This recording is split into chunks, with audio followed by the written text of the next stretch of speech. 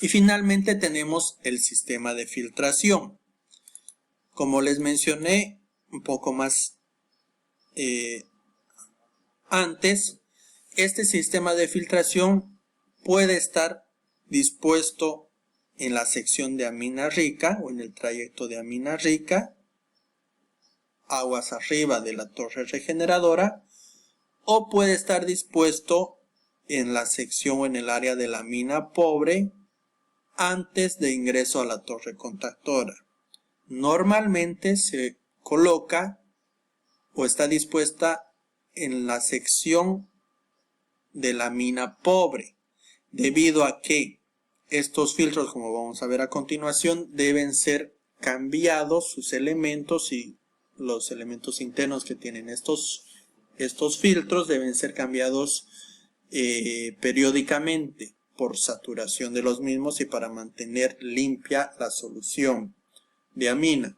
Entonces, al ser abiertos estos filtros, también los trabajadores están expuestos a los contaminantes que tienen estos que circulan dentro de estos equipos. Entonces, en el lado de la mina rica existe una mayor exposición de los trabajadores a los componentes ácidos, y principalmente cuando es ácido sulfídrico, que es extremadamente nocivo para el ser humano, no se recomienda colocar en la parte de la solución rica, sino en la parte de la solución pobre. Esto también dependerá de cuánto deseamos que se filtre, que se limpie nuestra solución. Para plantas nuevas, generalmente se coloca en solamente una parte, ya sea en la mina pobre o en mina rica, pero para plantas ya con bastante antigüedad, se puede colocar en ambas secciones para tener una mayor limpieza de la solución en todo el sistema o la unidad. El proceso de filtración del solvente pobre es de mucha ayuda para tener una operación exitosa en una unidad de endulzamiento de gas. La cantidad de la corriente a ser filtrada debe ser tan alta como sea práctico y varía en un rango tan amplio como 5 a 100% de la corriente total. O sea, se puede filtrar dependiendo de la limpieza de nuestra solución, se puede filtrar entre 5% del total de la solución hasta el 100% de la solución circulada dentro del sistema. Generalmente se hace en 2 etapas, como vamos a ver a continuación. Primero, a través de un filtro de elementos tipo cartucho, en el cual se remueven tamaños hasta de 10 micras, y posteriormente a través de un filtro de carbón activado, en el cual se remueven hidrocarburos y otros contaminantes hasta un tamaño de 5 micras. Incluye el mecanismo de adsorción. Entonces, este sistema de filtración usualmente consiste en 2 tipos de filtros, filtros de cartucho mecánicos y filtros de carbón activado. Y tiene una línea de bypass con la cual se puede regular, ya sea que solamente se envía un porcentaje de la solución a través de este sistema de filtración, o ya sea todo el volumen o el caudal de circulación de amina. A medida que la solución de amina circula a través del sistema, recoge partículas que se forman como producto de la corrosión. Estas partículas sólidas pueden causar formación de espuma en el absorbedor y en el regenerador. Por lo tanto, se debe incluir filtros en la solución pobre, con el cual se remueven los sólidos y otros contaminantes. La cantidad de partículas contenidas en la solución variará con el tipo de gas ácido que entre al absorbedor. En algunos casos, la cantidad de material sólido puede ser mayor que en otros. Por lo tanto, algunas soluciones requieren de mayor cantidad de filtrado. Si la formación de partículas es severa, se puede utilizar diferentes tipos de filtros para limpiar la solución. No obstante, en cualquiera de los casos, los filtros deben ser vigilados cuidadosamente y los elementos deben ser reemplazados o limpiados cuando se saturen con las partículas, para mantener siempre una solución de amina en óptimas condiciones y limpia. Filtros mecánicos. El primer tipo de filtros son los filtros mecánicos. Son usados para remover partículas sólidas que puedan causar espumación, corrosión y gas dulce fuera de especificaciones. Entonces, como ya dijimos anteriormente, un problema que se da dentro de las plantas de endulzamiento viene a ser la espumación o espumamiento, principalmente en la torre contactora, pero también en la torre regeneradora. Esta espumación se da por dos motivos, por motivos mecánicos o por motivos químicos. Por motivos mecánicos se da por altas velocidades de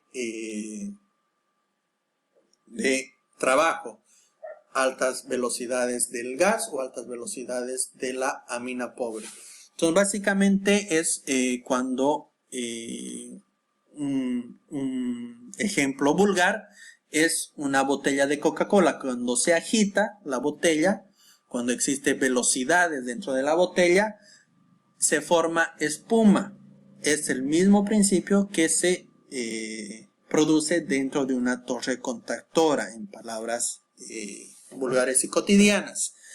Eso es mediante por espumación por procesos mecánicos. Y por procesos químicos es cuando se da por presencia de líquidos, por presencia de partículas sólidas. De igual manera se genera reacciones químicas dentro de la torre contactora principalmente, y también se forma espuma.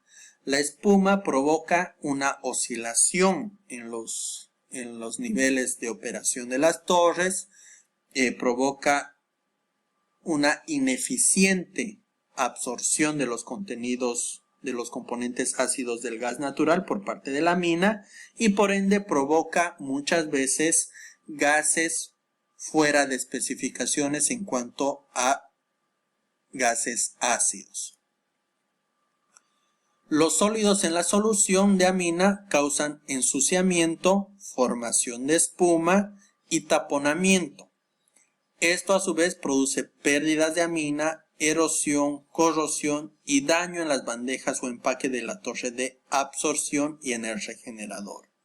Entonces, aparte que puede provocar espumamiento, también provoca un sinnúmero de problemas como la erosión y la corrosión y el daño en los platos, en las bandejas o en los empaques, en caso de torres empacadas, en las torres de absorción, y también daño en las bandejas y demás dispositivos, válvulas de burbujeo, platos de válvulas, etc. Igual en las torres regeneradoras.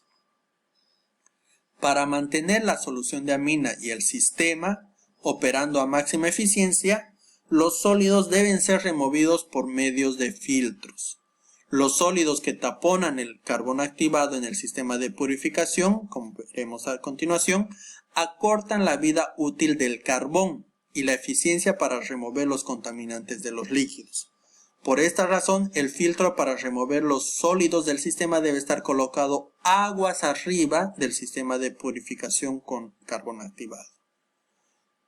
Algunas compañías colocan el filtro aguas abajo del sistema de purificación para capturar las partículas de carbón que migran, pero es mucho más efectivo y económico diseñar el recipiente para impedir la migración de las partículas de carbón.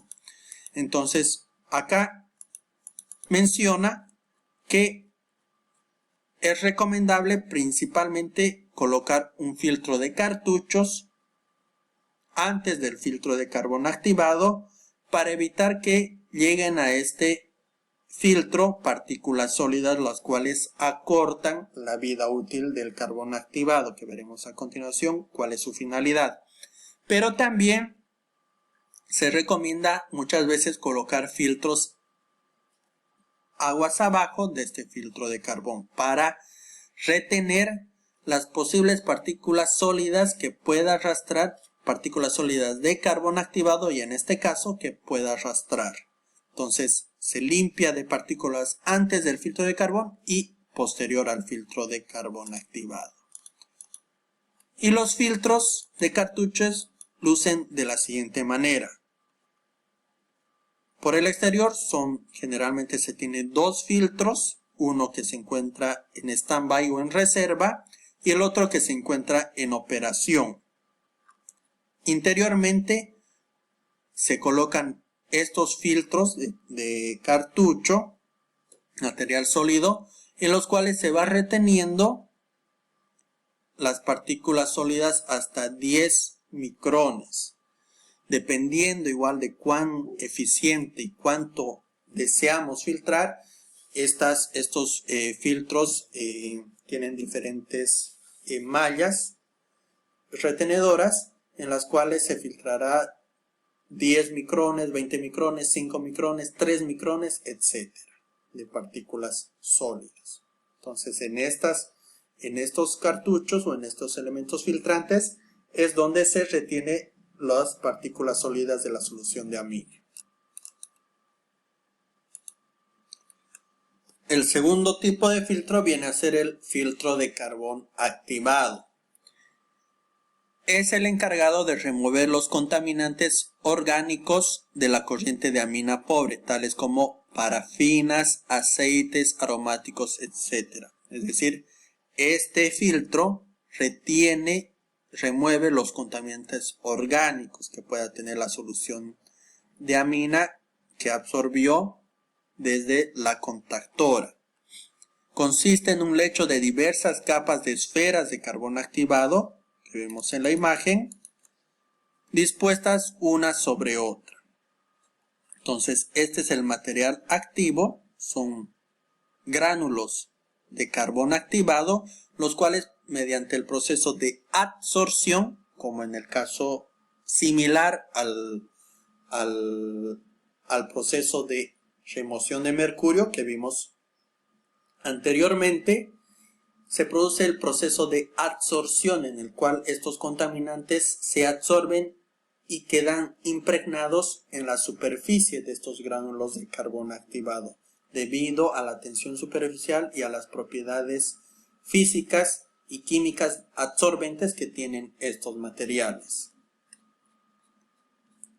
El carbón activado ha sido utilizado por más de 30 años para limpiar las soluciones de amina.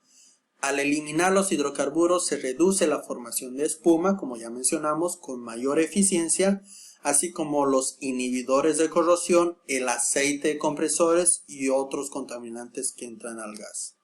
Entonces, de igual manera, se tienen dos filtros de carbón activado, uno en stand-by y otro en reserva,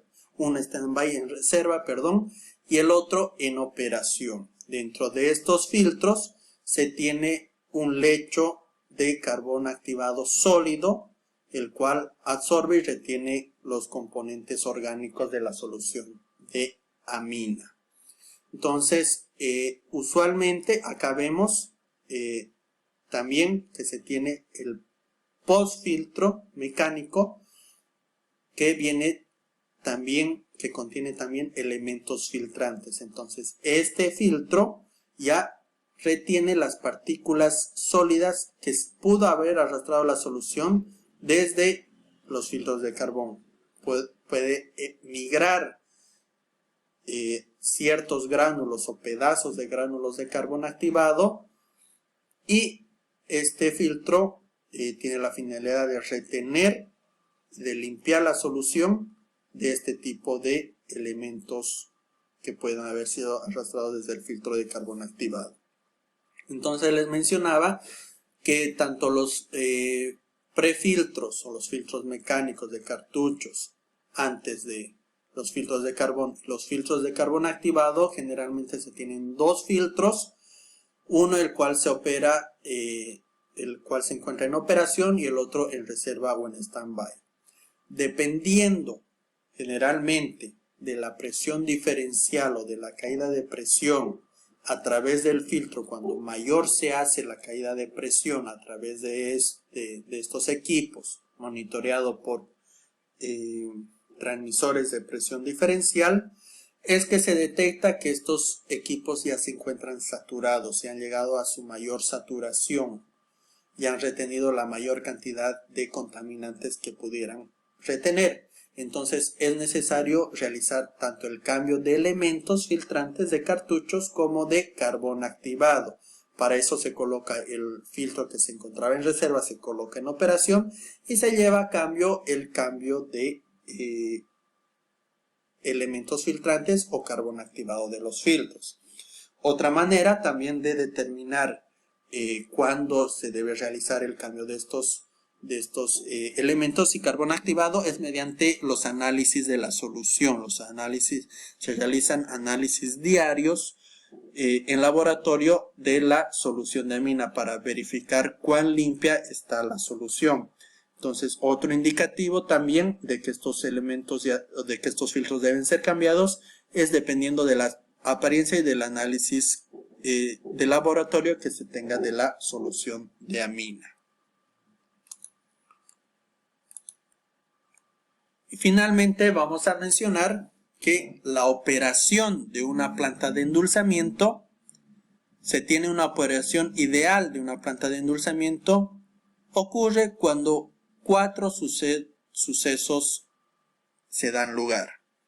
El primer suceso viene a ser que el gas dulce se encuentra dentro de especificaciones, la corrosión está dentro de los límites tolerables, las pérdidas de aminas son aceptables, siempre existirá pérdidas de amina, ya sea voluntarias o involuntarias, a través de vaporización, arrastre de amina con la corriente gaseosa, pérdidas durante los cambios, como les mencioné, de los filtros, ya sea mecánicos o de carbón activado, degradación de la amina, etc. Siempre existirán pérdidas de amina. Sin embargo, estas pérdidas de amina deben mantenerse en límites aceptables, de acuerdo a el proveedor de la solución de amina. Los proveedores dan los límites permisibles de pérdidas, de acuerdo al tipo de amina que se está utilizando. De igual manera, la corrosión, siempre existirá una tasa de corrosión en este tipo de plantas, debido a que se está manejando o se está operando con gases ácidos, los cuales generarán corrosión. Sin embargo, como ya se vio en el apartado de la clasificación y de la comparación de las aminas, dependiendo de muchos factores, también se tienen diferentes tasas de corrosión dentro del sistema y dentro de la planta de endulzamiento. Esta corrosión de igual manera debe de estar dentro de límites tolerables. Y finalmente, el cuarto suceso es que la demanda de calor del servidor o de la torre regeneradora es mínima. Cuando estos 4 sucesos ocurren, se dice que tenemos una operación ideal de una planta de endulzamiento. Cuando uno de estos 4 sucesos no ocurre, debemos realizar un análisis exhaustivo de la operación del sistema de endulzamiento y detectar cuáles son las causas de que se tenga estos problemas y remediarlos. Entonces es fundamental que se tengan y se monitoreen estos 4 parámetros. Entonces vamos a hablar un poco de estos 4 sucesos.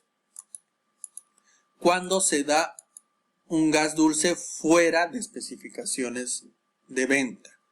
Generalmente, como ya les mencioné, cuando se tiene problemas en la torre contactora, en la torre absorbedora, por presencia de espuma, muchas veces se genera una deficiente absorción de los componentes ácidos, cuando otra causa puede ser las ratas de circulación y de gases ácidos no son las adecuadas, no son las suficientes o están sobre sobredimensionadas, sobrecalculadas, entonces también existe una deficiente absorción de los componentes ácidos en la torre contactora, o puede haber canalización de flujo, es decir, que no existe un adecuado equilibrio, un adecuado contacto entre nuestra amina pobre, nuestra solución de amina pobre, y nuestro gas amargo dentro de la contactora. Ya puede ser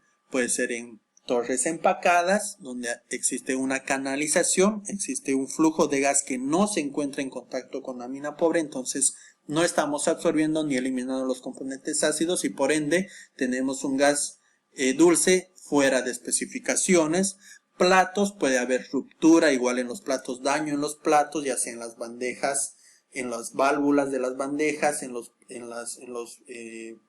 platos de burbujeo, en los canales de drenaje, etcétera, ¿no? Puede haber problemas de ruptura, puede haber daños en los platos que provocan estas canalizaciones y provocan que no haya un adecuado contacto entre la amina y nuestro gas amargo. Luego, en cuanto a la corrosión, podemos decir que los mayores puntos de ataque de los gases ácidos a las tuberías y a los equipos se dan en los siguientes puntos del sistema. Generalmente en el fondo de la torre contactora, cuando existe, como ya estudiamos, un flasheo o una disminución brusca de la presión de la solución de amina, entonces existe el flasheo de componentes ácidos y de hidrocarburos gaseosos, lo cual hace que se desprendan los gases ácidos, y estos pueden generar corrosión a lo largo de todo el circuito de la amina rica, desde el fondo de la torre, dependiendo de las temperaturas que se manejan. Como ya vimos, el proceso de absorción es un proceso químico, exotérmico, genera calor, que provoca que las moléculas de los gases ácidos se unan o se enlacen a las moléculas de la amina. Entonces, si se tiene temperaturas inadecuadas en la torre contactora, se puede hacer reversible este enlace y puede haber un rompimiento prematuro del enlace químico de amina y componentes ácidos.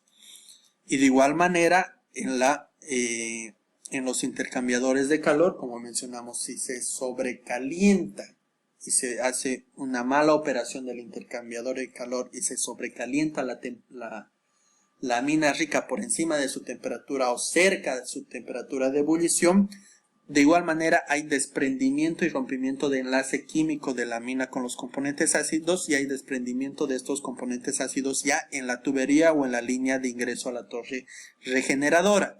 Entonces, en esta sección, de igual manera, en la salida del intercambiador de calor y en toda la línea de flujo de la amina rica hacia la regeneradora, puede haber problemas de corrosión, pueden haber graves problemas de corrosión. Entonces es fundamental también controlar todos estos parámetros, principalmente las temperaturas y presiones de operación, para evitar que se desprendan prematuramente los componentes ácidos de la solución de amina y solamente haya este rompimiento de enlace y esta desorción dentro de la torre regeneradora. De igual manera, acá vemos que los principales puntos de corrosión son en el flasheo, como ya les mencionó, en el rehervidor, de igual manera, donde se generan las mayores temperaturas, entonces puede haber problemas de corrosión, y en el tope o en el domo de la torre regeneradora, cuando se hace un flasheo prematuro del dióxido de carbono en el intercambiador de calor por altas temperaturas, y e ingresan ya en forma de gases a la torre regeneradora. Entonces es importante que mantener controlado que toda la solución de amina rica que ingresa a la regeneradora ingrese en estado líquido y que solamente en la torre regeneradora se lleve a cabo la conversión a vapor, no antes de ingresar a la torre regeneradora.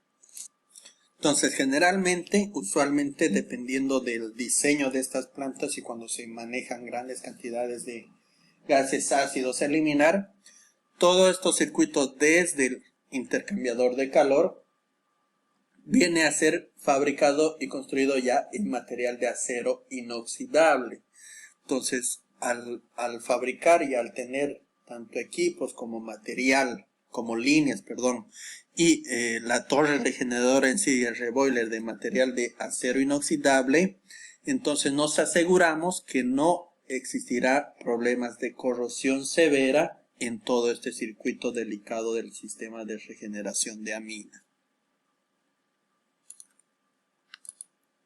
Y finalmente se tiene las pérdidas de amina, el último o uno de los problemas que se da dentro de las plantas, en el que puede ser, ya les mencioné, las pérdidas de amina, puede ser por vaporización en la torre regeneradora, que los componentes ácidos arrastran vapor de amina por el tope de la torre regeneradora. Puede ser pérdidas de amina por arrastre con el gas de proceso en la torre regeneradora, en la torre contactora. Para eso se coloca usualmente los separadores de salida. Y se puede tener pérdidas de amina por generalmente los cambios de los de los filtros. Se tiene pérdidas de amina cuando se hace mantenimiento o intervención de las bombas de la solución, ya sea las bombas de reflujo o las bombas de la solución de amina. También se tiene pérdidas por estos lugares. Y otra forma de tener pérdidas de amina es mediante la degradación de amina. Cuando la amina se descompone, es necesaria sacar del sistema esta amina porque ya no está cumpliendo sus funciones absorbentes y estamos teniendo problemas de gases fuera de especificaciones en cuanto a contenido de dióxido de carbono, ácido sulfúrico, etc. Entonces es necesario reemplazar esta amina por una amina nueva. Y entonces esta degradación de amina se da por diferentes motivos. Uno de los motivos puede ser por presencia de componentes orgánicos. Dióxido de carbono más temperatura da lugar a componentes orgánicos, los cuales degradan y descomponen la solución de amina. Por oxígeno, el oxígeno es un veneno para las alcaloaminas. Entonces este oxígeno puede venir desde el reservorio en la composición del gas natural o puede introducirse al sistema mediante la apertura que se hace a los diferentes equipos. Como mencioné nuevamente, cuando se hacen los cambios de filtros de elementos o de carbono activado, se apertura los equipos y puede ingresar oxígeno a través de esto al sistema. Cuando se hace la intervención de igual manera de las bombas, se apertura estos equipos y puede haber ingreso de oxígeno al sistema. Y finalmente por oxígeno carboxílicos que dan lugar a los ácidos. Entonces todos estos problemas pueden ser solucionados teniendo un mayor control y un control eficiente de la operación de la planta de endulzamiento de gas. A continuación vamos a ver un pequeño video de resumen de todo este sistema que acabamos de ver, el endulzamiento de gas natural. Proceso de endulzamiento de gas. La corriente de gas amargo llega a un filtro coalescedor en el cual se separan las partículas de líquidos en suspensión en el gas. Dicha corriente de gas posteriormente se incorpora a la torre absorbedora, donde en su trayectoria ascendente y a través de los platos de la torre se pone en contacto con la contracorriente con la solución de dietanolamina, la cual fluye en forma descendente. El gas dulce sale por la parte superior de la torre ya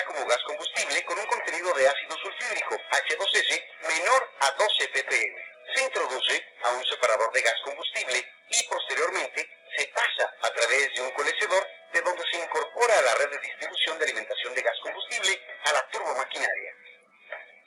La corriente de dietanolamina se precipita en la parte inferior de la torre absorbedora y se incorpora a un tanque separador de hidrocarburos, en donde por la caída de presión se presenta el flasheo de los hidrocarburos, y estos gases se envían al sistema de desfogue al quemador. La corriente de amina rica continúa fluyendo hacia un filtro de partículas tipo calcetín y posterior a un intercambiador de calor amina rica, amina pobre, en donde esta corriente de amina rica es precalentada para su posterior incorporación a la torre regeneradora por la parte superior. En dicha torre, esta corriente se pone en contacto a través de los platos internos de la misma, con vapor de agua y agua, donde el vapor de agua absorbe el ácido sulfídrico y el dióxido de carbono. La corriente de amina, ya con un mínimo contenido de sulfídrico, se incorpora a un rehervidor a fuego directo, en donde la temperatura de la solución amina-agua se calienta a una temperatura mayor a la de ebullición del agua, por lo menos a 120 grados centígrados, donde el agua, contenida en la solución, se evapora y dicho vapor se reincorpora a la torre regeneradora. La corriente de vapor con alto contenido de sulfídrico y dióxido de carbono sale por la parte superior de la torre regeneradora y se incorpora a un enfriador de gases ácidos. A la salida del enfriador, esta corriente pasa a un separador llamado de reflujo, en el que el agua generada por el proceso de condensación al pasar por el enfriador es reincorporada a la torre regeneradora a través de una bomba, y la corriente de gases ácidos, sulfídrico más dióxido de carbono, son enviados al sistema de desfogue del quemador elevado de la instalación. La corriente de amina, ya amina pobre, sale del rehervidor y fluye al intercambiador de calor amina rica, amina pobre ya mencionado, donde la corriente de amina pobre se baja a temperatura y posteriormente fluye hacia el tanque de balance, donde esta corriente es succionada por bombas boosters de amina, y el flujo de descarga de dichas bombas fluye hacia el enfriador de amina y luego pasa a través de un filtro retenedor de partículas tipo calcetín, y a la salida de dicho filtro, aproximadamente el 15% del volumen de este flujo entra a un filtro de carbón activado para la eliminación de trazas de hidrocarburo y posteriormente se reincorpora al tanque de balance. El 85% restante del flujo después del filtro retenedor de partículas es succionado por la bomba de amina de alta presión y descargado hacia la parte superior de la torre absorbedora. Con lo anterior, se complementa el proceso de endulzamiento de gas y regeneración de amina. Entonces, en este pequeño video hemos podido resumir todo el proceso de endulzamiento con solventes químicos. En el material de apoyo del tema, de este tema tan importante, se está colocando también toda la parte de cálculos para apoyar para tanto el diseño de los equipos como las tasas de circulación, etcétera, de la solución de amina.